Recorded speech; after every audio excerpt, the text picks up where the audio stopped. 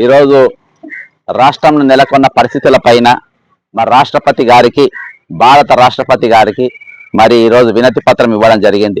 ముఖ్యంగా తెలంగాణ ఏర్పడ్డ నాటి నుండి ఈరోజు అనేకమైన ఆత్మహత్యలు జరిగినాయి, అనేకమైన విద్యార్థులు చచ్చిపోయినారు. ఈరోజు 7 లక్షల కోట్ల అప్పయింది. అయినా కానీ ఈరోజు దేనికైంది ఎందుకైంది అనేది ఇప్పటి వరకు కూడా మరి చిక్కని పరిస్థితి. ఈరోజు అప్పులలో ఉన్నాం. కానీ ఈరోజు కాంగ్రెస్ పార్టీ అధికారంకి వచ్చింది, చెప్పిన వాగ్దానాలు ఏవి కూడా నెరవేర్చలేదు. ఈరోజు దానిపైన ఇవ్వడం జరిగింది. సాక్షాత్ ఒక ముఖ్యమంత్రి పైన ఈ భారతదేశంలో 31 మంది ముఖ్యమంత్రులు ఉంటే 89 కేసులు అత్యధికంగా ఆ కేసులు ఉన్నటువంటి నంబర్ 1 ముఖ్యమంత్రి రేవంత్ రెడ్డి గారు. మరి అటువంటి వ్యక్తిపై హోంమంత్రి శాఖ ఆయన దగ్గరనే పెట్టుకుంటారు. ఈరోజు పోలీసులు ఏ విధంగా నిష్పక్షపాతంగా పనిచేయగలుగుతారు?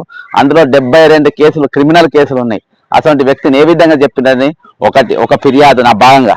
అంతేకాకుండా ఈరోజు 50 మంది విద్యార్థులు, గురుకుల విద్యార్థులు ఈరోజు మరి వివిధ కారణాల వల్ల మరణించారు. ఇప్పటి వరకు ఒక్క విద్యార్థిని కూడా పరామర్శించిన పరిస్థితి పోలేదు. అంతేకాకుండా ముఖ్యమంత్రి రేవంత్ రెడ్డి గారు అసెంబ్లీలో ఒక సినిమా గురించి 3 గంటల సేపు చర్చించడం కానీ ఈరోజు విద్యార్థుల సమస్యల పైన కానీ నిరుద్యోగుల సమస్యల పైన కానీ ఎక్కడ కూడా చర్చించలేదు. సాక్షాత్తు ఈరోజు రాహుల్ గాంధీ మరియు ప్రియాంక గాంధీ గారు మరి ఇద్దరు కూడా మరి యూత్ డిక్లరేషన్ పేరుతోని ఏదైతే మరి వీళ్ళు నిరుద్యోగుల వాగ్దానం ఇచ్చిండ్రో ప్రతి నెల 4,000 రూపాయలు పెన్షన్ ఇస్తామన్నారు నిరుద్యోగులకు. అంతేకాకుండా మరి వాళ్ళు మరి 2 లక్షల ఉద్యోగ సంవత్సరం లోపు నింపుతామన్నారు, కానీ నింపలేదు.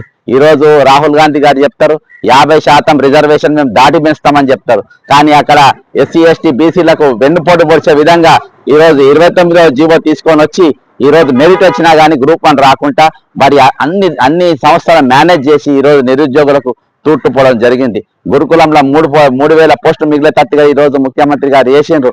కాబట్టి ఇన్ని కేసుల లగిచర్ల ఎస్టీల భూములు గుంజుకునే పరిస్థితి ఉన్నది. ఈరోజు నేను ఒకటే చెప్తున్నా, ఇదివరకు కాంగ్రెస్ పార్టీ చరిత్ర ఇండ్లు కట్టించిన చరిత్ర, కాంగ్రెస్ పార్టీ చరిత్ర భూములు పంచిన చరిత్ర, కాంగ్రెస్ పార్టీ చరిత్ర ఎస్సీ ఎస్టీ బీసీ మైనార్టీని ఆదుకున్న చరిత్ర. కానీ వీళ్ళందరికీ ఈరోజు శత్రువులుగా మారిండ్రు. ఆనాటి కాంగ్రెస్ పార్టీ నాటి లేదని చెప్పి ఈరోజు చెప్తున్నా. అంతేకాకుండా హైడ్రా పేరుతోని కొన్ని వేల ఇళ్ళు ఈరోజు కూలగొడుతున్నారు. పంచాయతీరాజ్ చట్టాన్ని, మున్సిపల్ చట్టాన్ని, మరి ఏది ఇరిగేషన్ చట్టాన్ని, రెవెన్యూ చట్టాన్ని ఇవన్నిటి కూడా ఈరోజు తుంగలోకి దొక్కి మరి మధ్యతరగతి వాళ్ళు కట్టుకున్న ఇల్లు నిర్దాక్షిణంగా కూలగొట్టడం జరుగుతూ ఉంది. ఈరోజు సాక్షాత్తు ఒక రంగనాథ్ గారి ఇల్లే మరి ఆ ఏది బఫర్ జోన్ లో ఉంటే మరి ఆయన ఒప్పుకోలేని పరిస్థితి. అటువంటి అధికారులను పెట్టి ఈరోజు ఇష్టానుసారంగా వ్యవహరిస్తున్నారు. కాబట్టి ఒక 89 కేసులు ఉన్న ముఖ్యమంత్రి, హైడ్రా పేరుతో ఇండ్లు కూలగొడుతున్న ముఖ్యమంత్రి, ఫార్మా ఇండస్ట్రీస్ పేరుతో లగిచర్ల కాల భూములు గుంజుకుంటారు ఎస్టీలై పోతే ఆ ఇష్టం వచ్చినట్టు కొట్టిండ్రు. మానవ హక్కులు అనేది ఉల్లంఘన జరిగింది. ఇటువంటి ముఖ్యమంత్రి ఉండడానికి వీల్లేదు. కాబట్టి మంచి పాలన ఇక్కడ అందించాలంటే ఇక్కడ ప్రభుత్వం మారాల్సిన అవసరం ఉన్నది, ఇక్కడ ముఖ్యమంత్రిని మార్చాల్సిన అవసరం ఉన్నది. కాబట్టి వెంటనే తెలంగాణలో ప్రస్తుతం ఉన్న ప్రభుత్వాన్ని మరి దాన్ని సస్పెండ్ చేసి మరి నూతన సమర్థవంతమైన పరిపాలన అందించే మరి ముఖ్యమంత్రిని అక్కడ నియమించాలని చెప్పేసి రాష్ట్రపతి గారిని ఇందులో మీరు ఇన్వాల్వ్ కావాల్సిన అవసరం ఉందని చెప్పడం జరిగింది. ఈరోజు బస్సు యాత్ర పేరుతోని నిరుద్యోగులను ఊరూరు తిప్పుతారు.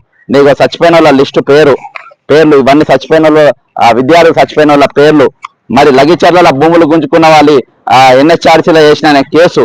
కాబట్టి ప్రతి ఒక్కటి కూడా ఈరోజు ఇందులో పొందుపరిచి వాళ్ళకి ఇవ్వడం జరిగింది. ఈరోజు నిరుద్యోగులను బస్సుల యాత్ర చేపించి ఊరూరికి తిప్పి ఓట్లు వేయించుకుంటారు, గెలుస్తారు, మళ్ళీ వాళ్ళనే ఈరోజు ఆగం చేస్తారు. అటువంటి పరిస్థితి ఉన్నది. కాబట్టి ఖచ్చితంగా ఈరోజు నేను అన్ని కూడా డాక్యుమెంట్స్ ఇవ్వడం జరిగింది.